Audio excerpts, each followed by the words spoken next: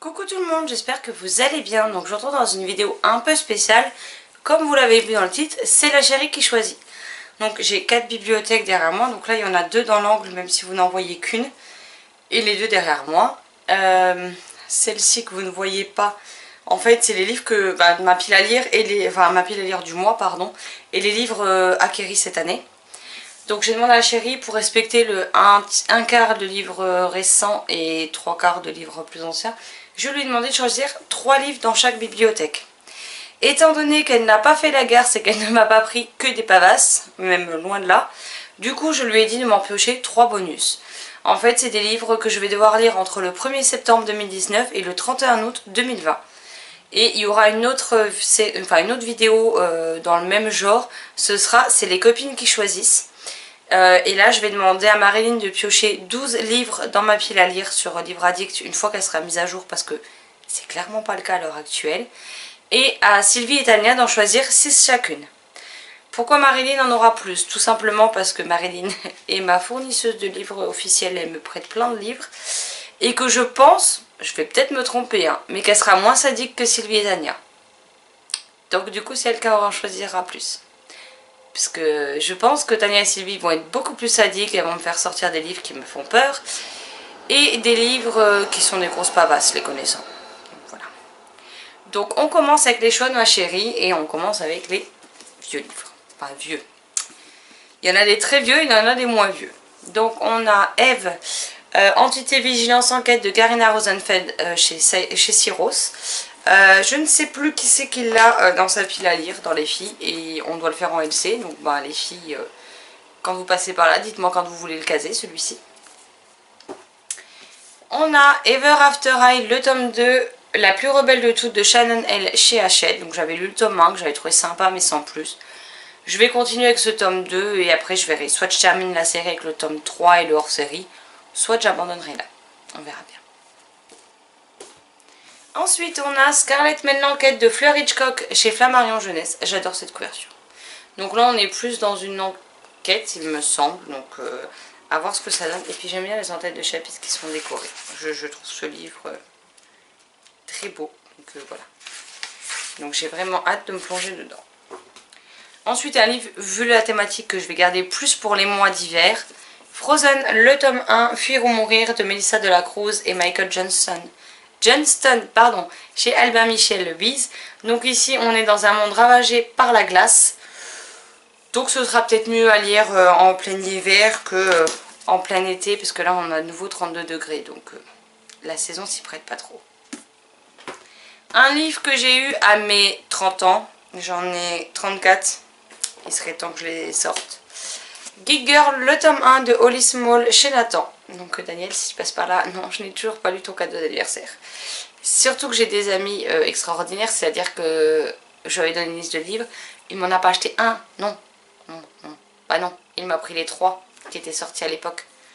Donc voilà, c'est écrit quand même, faut le dire, hein, chez Nathan, c'est écrit méga gros. Je vais vous montrer un Albin Michel Louise à côté, qui déjà n'est pas écrit petit, hein. Mais vous allez voir que la police d'écriture, voilà quoi.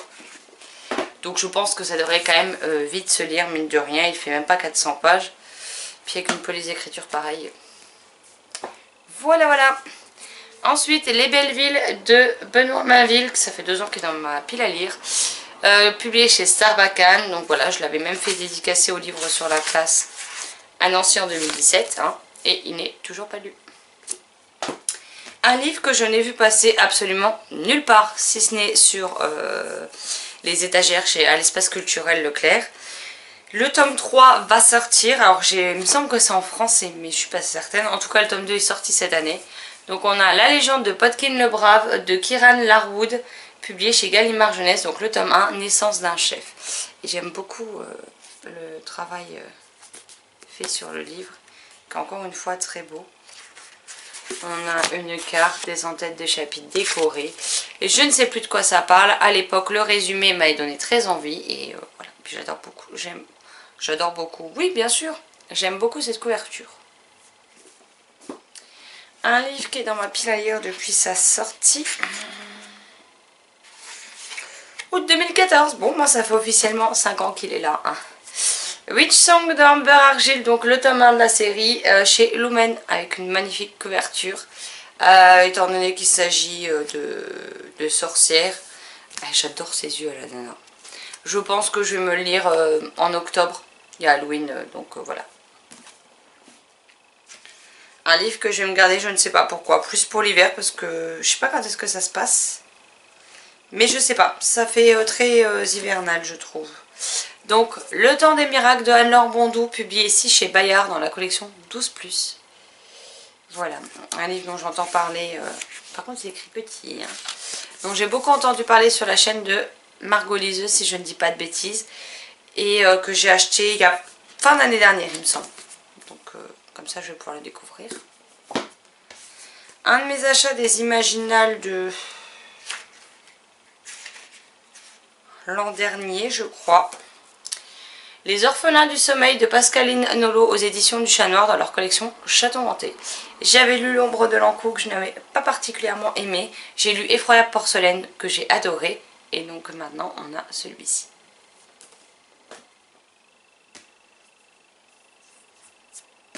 Ensuite un autre livre qui est prévu en lecture commune avec Sylvie. Donc il faudra qu'on se pose une date. Eleanor de Holly Black publié chez Bayard Jeunesse.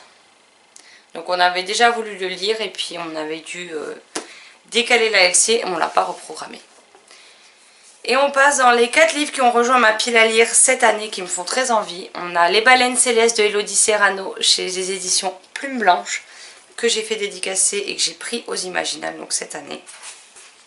Voilà. Celui-ci pour une fois il a une police d'écriture assez grosse pour...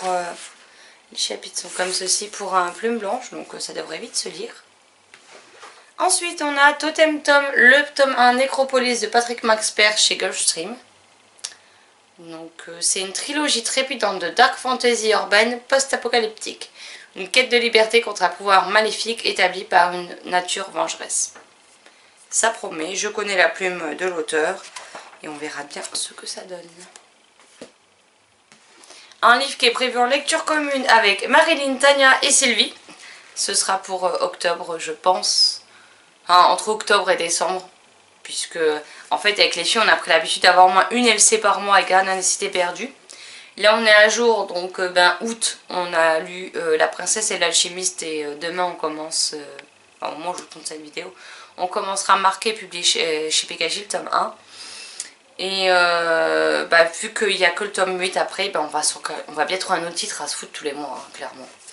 Donc on aura Les 7 étoiles du Nord de Abby Elphinstone chez Gallimard Jeunesse, donc c'est ce livre avec la couverture verte qui me fait très envie.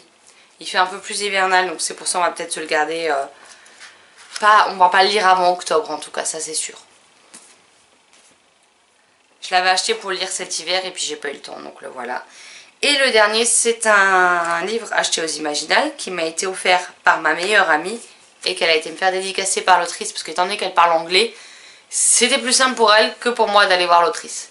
Et donc on a Water Witch de Alex Bell aux éditions du Chat Noir. Donc voilà, avec cette couverture juste flippante. Je pense que je vais le lire pareil. Ça parle de malédiction, donc plus au mois d'octobre. Pareil, pour une fois, c'est pas écrit petit, donc c'est cool. Les entêtes de chapitres sont décorées et il fait moins de 300 pages. Hein. Il y a 52 chapitres, donc les chapitres doivent être très courts. Oui, 3-4 pages. Vous voyez, il y a des endroits où il y a pas grand chose à lire. Je vais défaire la pile avant qu'elle se casse la figure. Donc ça c'était donc les choix de ma chérie. Donc je vous le rappelle, à lire entre le 1er septembre 2019 et le 31 août 2020. Donc voilà, j'ai hâte de m'y mettre parce que je trouve qu'elle a fait une très très bonne sélection. Certains me font plus envie que d'autres, soyons honnêtes. Mais voilà, je suis plutôt satisfaite de ses choix. Il y a juste pour un, voilà, je lui avais dit, pioche. Par contre, si ça tombe sur un tome de la série auquel je ne suis pas, du coup, je prends dans la même série, mais le tome auquel j'en suis. Ce qui s'est passé entre autres pour Ever After High, où elle m'avait pris le hors-série. Mais je sais pas à quel moment il se place. Donc je préfère le prendre à la fin de la trilogie, au moins je suis sûre de ne pas me faire spoiler quelque chose. J'espère que ce type de vidéo vous aura plu, puisqu'il y en a une deuxième dans le même genre qui va arriver. N'hésitez pas à me dire si vous connaissez ces titres, s'ils vous font envie, si vous les avez lus, ce que vous en avez pensé, ou s'il y en a certains que vous aimeriez avoir des avis assez rapidement. Dites-moi tout en commentaire. N'hésitez pas à me dire si éventuellement c'est une façon de sortir des livres de sa pile à lire qui pourrait vous convenir à vous également. Si des fois vous demandez à un tel ou un tel de vous tirer des livres au sort, enfin de prendre des livres au hasard pour sélectionner votre pile à lire. Enfin voilà, n'hésitez pas à m'en parler dans les commentaires. Sur ce, je vous souhaite une excellente journée, de très belles lectures et je vous dis à très vite dans une prochaine vidéo. Bye bye.